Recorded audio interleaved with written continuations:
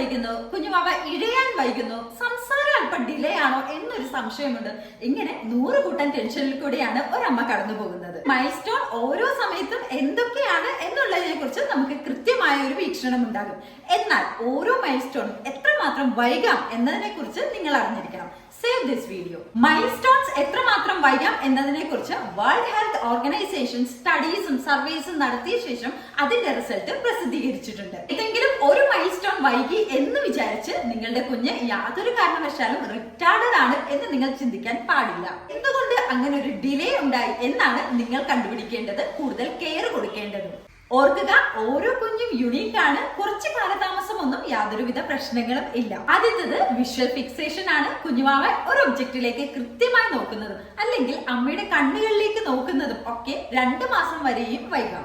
രണ്ടാമത്തേത് ശബ്ദം. കുഞ്ഞുവാവ എന്തെങ്കിലുമൊക്കെ ശബ്ദം ഉണ്ടാക്കുന്നത്, മൂള്,